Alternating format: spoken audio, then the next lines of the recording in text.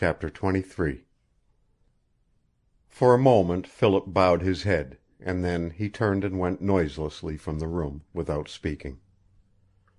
As he closed the door softly behind him, he looked back, and from her attitude beside Pierre he knew that Jeanne was whispering a prayer.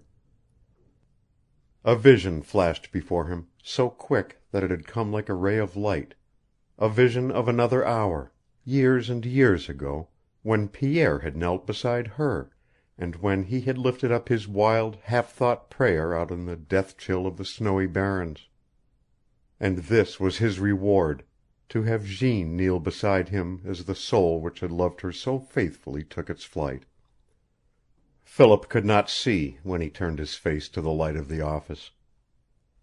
For the first time the grief which he had choked back escaped in a gasping break in his voice, and he wiped his eyes with his pocket-handkerchief. He knew that MacDougall was looking upon his weakness, but he did not at first see that there was another person in the room besides the engineer. This second person rose to meet him, while MacDougall remained in his seat, and as he came out into the clearer light of the room, Philip could scarce believe his eyes. It was Gregson! "I am sorry that I came in just at this time, Phil," he greeted in a low voice. Philip stared, still incredulous. He had never seen Gregson as he looked now. The artist advanced no farther. He did not hold out his hand. There was none of the joy of meeting in his face. His eyes shifted to the door that led into the death chamber, and they were filled with the gloom of a condemned man. With a low word Philip held out his hand to meet his old comrade's. Gregson drew back.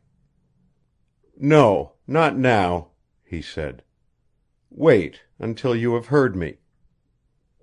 Something in his cold, passionless voice stopped Philip. He saw Gregson glance toward MacDougall, and understood what he meant.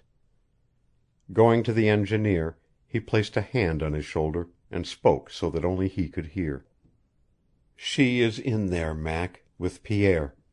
She wanted to be alone with him for a few minutes. Will you wait for her outside at the door and take her over to Cassidy's wife?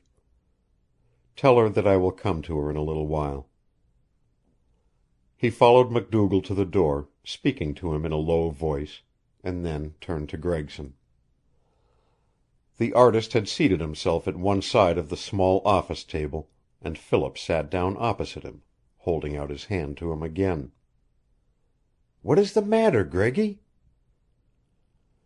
"This is not a time for long explanations," said the artist, still holding back his hand. "They can come later, Phil. But tonight, now, you must understand why I cannot shake hands with you. We have been friends for a good many years. In a few minutes we will be enemies, or you will be mine.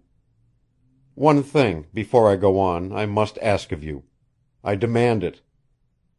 Whatever passes between us during the next 10 minutes, say no word against Eileen Brokaw. I will say what you might say, that for a time her soul wandered and was almost lost. But it has come back to her, strong and pure. I love her. Some strange fate has ordained that she should love me, worthless as I am. She is to be my wife." Philip's hand was still across the table. "Greggy! Greggy! God bless you!" he cried softly. "I know what it is to love and to be loved. Why should I be your enemy because Eileen Brokaw's heart has turned to gold, and she has given it to you? Greggy, shake!" "Wait," said Gregson, huskily. "Phil, you are breaking my heart. Listen. You got my note? But I did not desert you so abominably. I made a discovery that last night of yours in Churchill. I went to Eileen Brokaw, and tomorrow, sometime, if you care, I will tell you of all that happened. First, you must know this. I have found the power that is fighting you down below. I have found the man who is behind the plot to ruin your company, the man who is responsible for Thorpe's crimes, the man who is responsible for that in there." He leaned across the table and pointed to the closed door. "And that man," for a moment he seemed to choke, "is Brokaw, the father of my affianced wife." "Good God!" cried Philip. "Gregson, are you mad?" "I was almost mad when I first made the discovery," said Gregson, as cold as ice. "But I am sane now. His scheme was to have the government annul your provincial license. Thorpe and his men were to destroy this camp and kill you. The money on hand from stock, over $600,000, would have gone into Brokaw's pockets. There is no need of further detail, now, for you can understand. He knew Thorpe, and secured him as his agent. It was merely a whim of Thorpe's to take the name of Lord Fitzhugh instead of something less conspicuous. 3 months before Brokaw came to Churchill, he wished to get detailed instructions to Thorpe, which he dared not trust to a wilderness mail service. He could find no messenger whom he dared trust. So he sent Eileen. She was at Fort o' God for a week. Then she came to Churchill, where we saw her. The scheme was that Brokaw should bribe the ship's captain to run close into Blind Eskimo Point, at night, and signal to Thorpe and Eileen, who would be waiting. It worked, and Eileen and Thorpe came on with the ship. At the landing, you remember, Eileen was met by the girl from Fort o' God. In order not to betray herself to you, she refused to recognize her. Later she told her father, and Thorpe and Brokaw saw in it an opportunity to strike a first blow. Brokaw had brought 2 men whom he could trust, and Thorpe had 4 or 5 others at Churchill. The attack on the cliff followed, the object being to kill the man, but take the girl unharmed. A messenger was to take the news of what happened to Fort o' God, and lay the crime to men who had run up to Churchill from your camp. Chance favored you that night, and you spoiled their plan.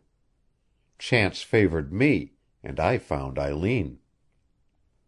It is useless for me to go into detail as to what happened after that, except to say this, that Eileen knew nothing of the proposed attack, that she was ignorant of the heinousness of the plot against you, and that she was almost as much a tool of her father as you. Phil," for the first time there came a pleading light into Gregson's eyes as he leaned across the table, "Phil, if it wasn't for Eileen, I would not be here. I thought that she would kill herself when I told her as much of the story as I knew. She told me what she had done. She confessed for her father. In that hour of her agony I could not keep back my love. We plotted. I forged a letter, and made it possible to accompany Brokaw and Eileen up the Churchill. It was not my purpose to join you, and so Eileen professed to be taken ill. We camped, back from the river, and I sent our 2 Indians back to Churchill, for Eileen and I wished to be alone with Brokaw in the terrible hour that was coming. That is all. Everything is revealed.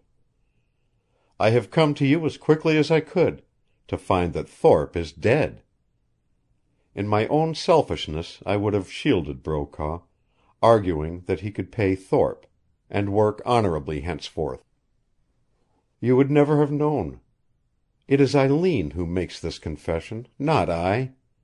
Phil, her last words to me were these: 'You love me, then you will tell him all this. Only after this, if he shows us a mercy which we do not deserve, can I be your wife. There is only one other thing to add. I have shown Brokaw a ray of hope. He will hand over to you all his rights in the company and the $600,000 in the treasury. He will sign over to you, as repurchase money for whatever stock you wish to call in, Practically his whole fortune, 500,000. He will disappear, completely and forever. Eileen and I will hunt out our own little corner in a new world, and you will never hear of us again. This is what we have planned to do, if you show us mercy." Philip had not spoken during Gregson's terrible recital. He sat like one turned to stone. Rage, wonder, and horror burned so fiercely in his heart that they consumed all evidence of emotion. And to arouse him now there came an interruption that sent the blood flushing back into his face. A low knock at the closed door, a slow lifting of the latch, the appearance of Jeanne. Through her tears she saw only the man she loved, and sobbing aloud now like a child, she stretched out her arms to him. And when he sprang to her and caught her to his breast, she whispered his name again and again, and stroked his face with her hands. Love, overpowering, breathing of heaven, was in her touch, and as she lifted her face to him of her own sweet will now, entreating him to kiss her and to comfort her for what she had lost, he saw Gregson moving with bowed head, like a stricken thing, toward the outer door. In that moment the things that had been in his heart melted away, and raising a hand above his head, he called softly, "Tom Gregson, my old chum, if you have found a love like this, thank your God. My own love I would lose if I destroyed yours. Go back to Eileen. Tell Brokaw that I accept his offers. And when you come back in a few days, bring Eileen. My Jeanne will love her." And Jeanne, looking from Philip's face, saw Gregson for the first time as he passed through the door. End of chapter 23. Recording by Roger Moline.